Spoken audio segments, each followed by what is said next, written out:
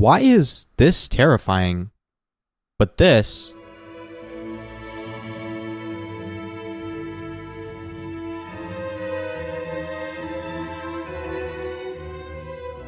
isn't?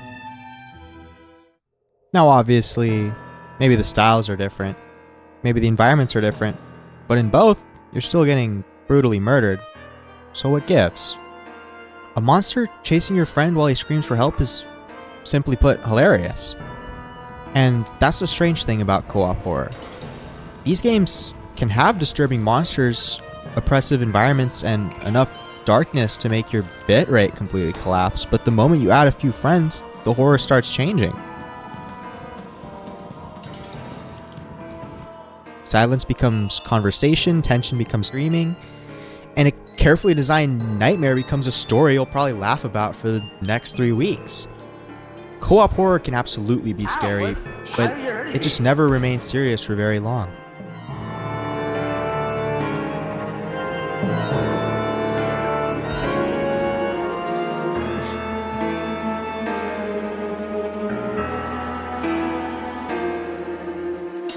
Horror depends heavily on isolation.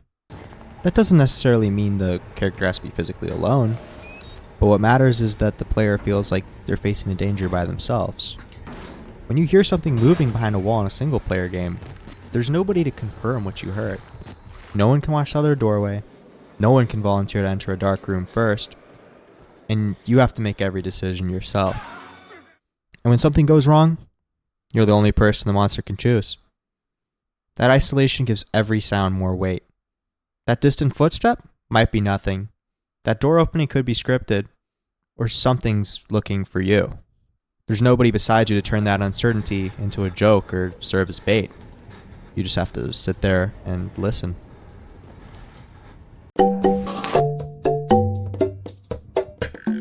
The second another player joins, though, they become a form of almost emotional armor. They might not have a weapon.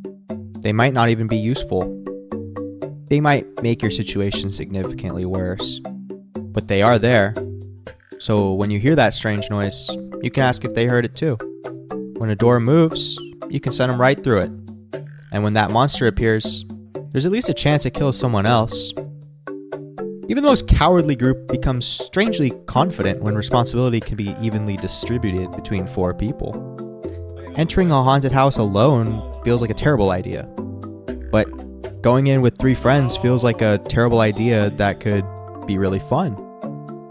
The environment hasn't changed. The monster's still there. But your relationship to that danger has changed. You're no longer trapped inside the horror.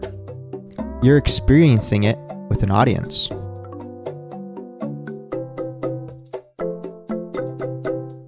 Horror also depends on controlling what the player hears. Silence creates anticipation, while good background music builds tension. Environmental sounds tell you that something might be nearby. But co-op doesn't respect any of that. Someone's always talking, someone's explaining a mechanic to the deadweight friend, and someone's breathing directly into one of those old Xbox plug-in mics. The developers might have spent months carefully designing that soundscape, but your friend is currently asking whether anyone saw where he dropped his flashlight. That constant communication makes players feel safer, but it also creates endless opportunities for comedy. The players are actively dismantling the horror. Not intentionally, they just can't be quiet for more than 8 seconds. The funniest moments in co-op horror usually happen when the players are genuinely scared. Go. Fear makes people behave irrationally, abandoning any preconceived plans they might have had. They might run directly towards the thing they were trying to escape. A player who spent 10 minutes carefully explaining the strategy may immediately ignore all of it when the monster appears. And because other players can see this happen, panic becomes a performance. You're not just watching your friend die, you're watching a real person make a sequence of increasingly terrible decisions. They scream, then they get stuck on a doorway, then they accidentally drop the only useful item, and then finally they blame the game.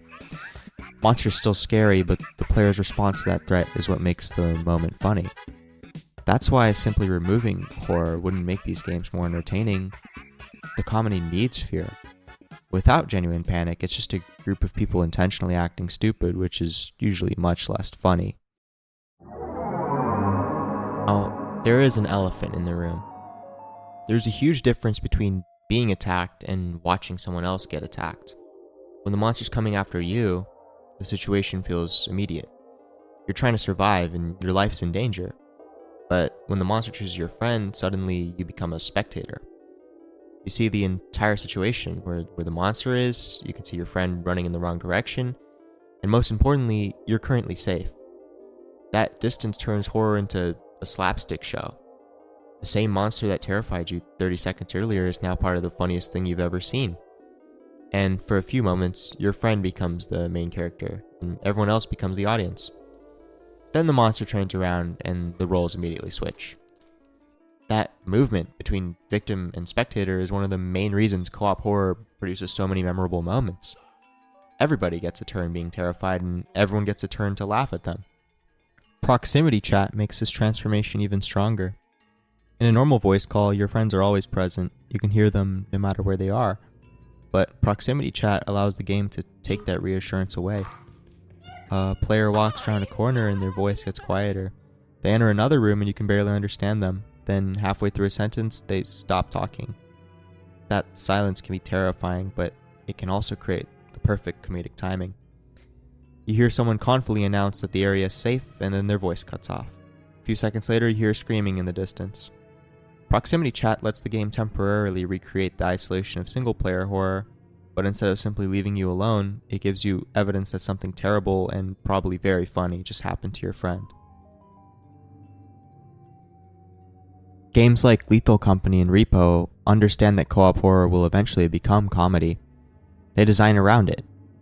Lethal Company separates players, limits communication, and fills its environments with creatures that create unpredictable disasters. And R.E.P.O gives players physics-based objects and fragile valuables, then introduces monsters while everyone's trying not to destroy the loot. These games still use horror to create pressure, but that pressure is designed to maximize social chaos. The players misunderstand each other, they panic at different times, they leave someone behind. They create a disaster, then spend several minutes arguing about whose fault it was.